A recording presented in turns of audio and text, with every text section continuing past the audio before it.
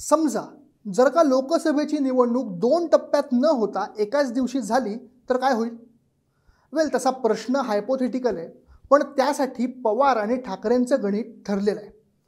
कोकणचा किल्ला ठाकरेंनी काबीज करण्यासाठी पूर्ण ताकद लावायची आणि पश्चिम महाराष्ट्रावर शरद पवारांनी वर्चस्व राखण्यासाठी लढा द्यायचा, हे ठरलंय. बरं, हे आम्ही नाही तर समोर आलेला डेटाच सांगतोय. त्यातूनच उद्धव ठाकरे आणि शरद पवार कामालाही लागलेत. त्यांनी आपापल्या टेरिटरी राखण्यासाठी स्ट्रॅटेजी आखली. त्यासाठी दोघंही मैदानात उतरले. ग्राउंडवर त्यासाठी कशा पद्धतीने वातावरण तयार केलं जातं आहे त्यासाठी ठाकरे पवार या दोघांचंही आधीच ठरलेलं आहे. त्यांचाच नंबर गेम आजच्या व्हिडिओतून समजून घेणार आहोत. नमस्कार, मी शार्दूल आणि आपण पाहताय द पॉलिटिक्स.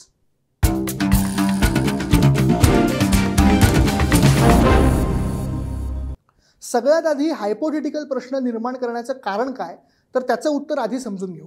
महाराष्ट्रात गेल्या 2 वर्षात एका पाठोपाठ एक अनेक राजकीय भूकंप आले. राजकारणाचा अक्षरशः चिखल झालाय असं खुद्द राज ठाकरेच बोलून गेले.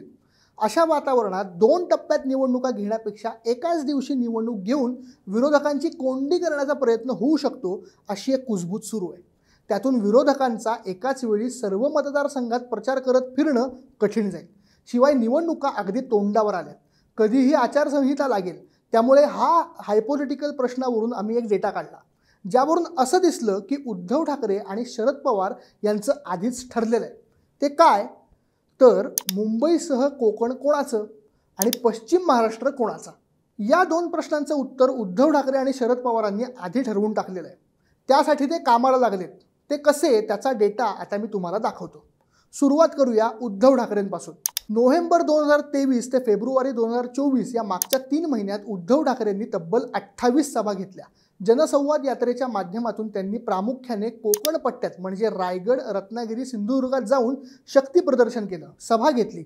शिवाय शिर्डी, बुलढाण्यासह मुंबईतल्या काही मतदारसंघात उद्धव ठाकरे फिल्डिंग लावण्याच्या प्रयत्नात असल्याचं दिसून आलं. पहिल्या टप्प्यात तरी ठाकरेंनी कोकणावरच व्यवस्थित फोकस केलंय.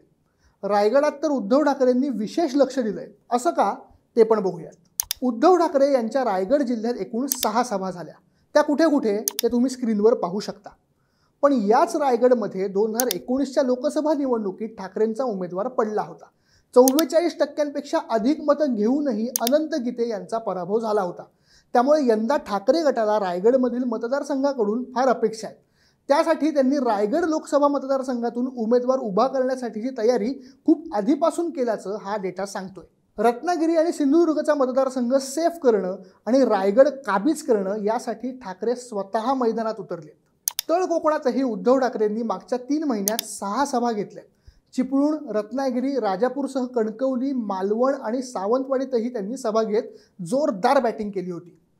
सध्या विद्यमान खासदार विनायक राऊत यांनाच पुन्हा संधी मिळेल आणि ठाकरे त्यांच्यासाठीच तळ कोकणावर दावा करत असल्याचं मागच्या 3 महिन्यात दिसून आलंय.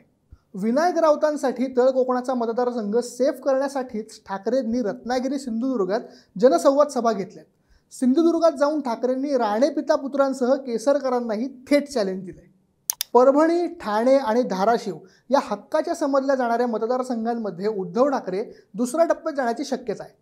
पहिल्या टप्प्यात कोकणात तर आपली ताकद वाढवण्याचा प्रयत्न त्यांनी केलाय. शिवाय बुलढाण्यात जाऊनही ठाकरेंनी शक्ती प्रदर्शन केलंय. ठाकरेंची रत्नागिरी, सिंधुदुर्गची जागा फिक्स समजली जाते. ठाणे, मुंबईतही त्यांचा दबदबा आहे. परभणी, धाराशिव येथे त्यांचेच विद्यमान खासदार आहेत. शिवाय बुलढाण्यातही ते शिंदे गटाच्या खासदाराला आव्हान देण्याच्या तयारीत आहेत. अशात रायगड काबीज करण्यासाठीच ठाकरेंनी गेल्या 3 महिन्यात कोकणात सभांचा धडाका लावलाय. थोडक्यात काय, तर रायगडसह संपूर्ण कोकण जिंकण्याचं ध्येय ठाकरेंनी डोळ्यासमोर ठेवलेलं आहे. त्यासाठी त्यांनी कोकण पिंजून काढलाय, सभांचा धडाका लावलाय. पक्ष फुटला असला तरी आपला बेस कोकणातून हलू न देण्याची स्ट्रॅटेजी उद्धव ठाकरेंनी आखलेली आहे. कोकण ठाकरेंनी काबीज करण्याचं ठरवलंय, तर शरद पवारांनी पश्चिम महाराष्ट्रावर कॉन्सन्ट्रेट केलंय. ते कसं, हेही गेल्या 3 महिन्यांच्या डेटामधनं समोर आलंय. तेही पाहूया. शरद पवारांची राष्ट्रवादी फुटल्यानंतर आता त्यांच्यासोबत फक्त 3च खासदार उरलेत. जे उरलेत त्यातील 2 पुणे जिल्ह्यातलेच आहेत. सुप्रिया सुळे बारामती आणि अमोल कोल्हे शिरूर, तर तिसरे खासदार श्रीनिवास पाटील आहेत साताऱ्याचे.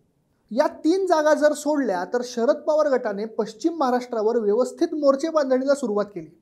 त्यात सुप्रिया सुळे यांना बारामतीसाठी फोकस ठेवण्यात आलाय. सध्या सुप्रिया सुळे बारामतीमध्येच सक्रिय दिसत आहेत. पण तेही छोट्या छोट्या कार्यक्रमांमधूनच. सुप्रिया सुळे या हळदी कुंकू कार्यक्रम, बचत गटांचे कार्यक्रम, पेन्शनरांचे मेळावे, विविध स्पर्धा, पारितोषिक वितरण कार्यक्रम, सोसायट्यांमधील नागरिकांशी संवाद अशा कार्यक्रमांना मोठ्या प्रमाणात उपस्थिती लावताना दिसल्या. तसंच बारामती लोकसभा मतदारसंघातील विविध विकास कामांचे उद्घाटनही त्या करतायत. एकूण 36 गावभेटी सभा त्यांनी केल्या. या सर्व गावभेटी फक्त आणि फक्त बारामती मतदारसंघात आहेत.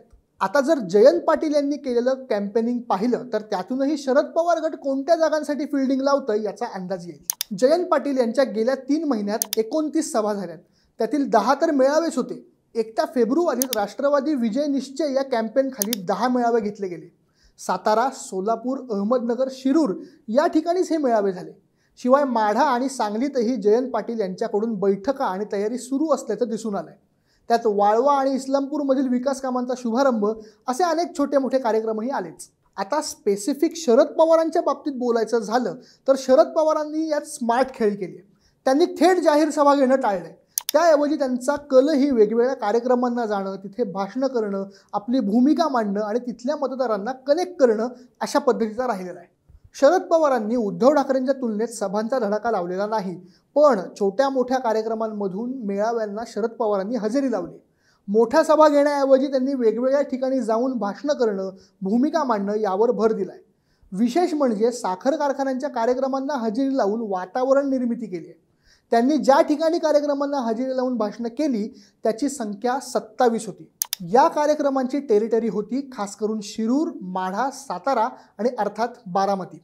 शिवाय पुण्यासह कोल्हापूर, मंगळवेढा, सांगोला, सोलापूरसह शिर्डी, नवी मुंबई आणि नागपुरातही पवारांनी गाठीभेटी घेतल्या.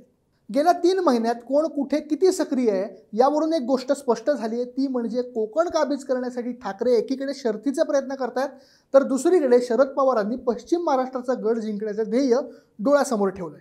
थोडक्यात ठाकरेंना मुंबई ठाण्यासह संपूर्ण कोकण हवंय, त्यासाठी त्यांनी रणनीती आखली आहे. तर पवारांनी पश्चिम महाराष्ट्रातील पुणे, साताऱ्यासह सांगली, सोलापुरातील माढा आणि अहमदनगरावर लक्ष केंद्रित केलंय. महाविकास आघाडीतील ठाकरे पवारांचं या बाबतीतलं गणित फिक्स असल्याचं गेल्या 3 महिन्यांच्या आकडेवारीवरून तरी दिसतंय. जिथे शरद पवार किंवा शरद पवार गट सक्रिय आहे तिथे ठाकरे गेलेले नाहीत आणि जिथे ठाकरे मोर्चे बांधणी करतायत तिथे पवारांनी जाणं टाळलेलं आहे. महाविकास आघाडीतले हे दोन्हीही दिग्गज राजकारणी आपापल्या टेरिटरी सेफ करण्यासाठी सध्या कामाला लागले. त्यासाठी त्यांनी गेल्या 3 महिन्यात केलेले दौरे, घेतलेल्या सभा, बैठका याचा नंबर गेमही फार बोलून गेलाय. कोकणात उद्धव ठाकरेंच्या 3 महिन्यात 12 सभा झाल्या तर पश्चिम महाराष्ट्रात शरद पवारांनी 27 ठिकाणी कार्यक्रमात जाऊन भाषणं केली. बारामतीत सुप्रिया सुळेंनी 37 गावभेटी सभा घेतल्या तर 1 फेब्रुवारीत राष्ट्रवादी शरद पवार गटाचे 10 मेळावे झाले. यात कोकण ठाकरेंचं आणि पश्चिम महाराष्ट्र पवारांचा असं चित्र महाविकास आघाडीत फिक्स झाल्याचं दिसून येतंय. त्यासाठी दोघांकडूनही जोरदार तयारी करण्यात आली. जागा वाटपा आधीच ठरलेल्या या टेरिटरी आणि त्यानुसार सुरू असलेलं राजकारण एकच गोष्ट डोक्यात ठेवू केली जाते, ती म्हणजे लोकसभेची निवडणूक एकाच टप्प्यात घेतली गेली तर त्यासाठी आपण सज्ज राहावं हा ठाकरे आणि पवारांचा प्लॅन दिसतोय. हाच प्लॅन दोघांच्या फायद्याचा ठरणार का? या नंबर गेममधून तुम्हाला नेमकं काय वाटतं हे कमेंट करून नक्की सांगा आणि द पॉलिटिक्स चॅनलला सबस्क्राईब करायला मात्र विसरू नका. धन्यवाद.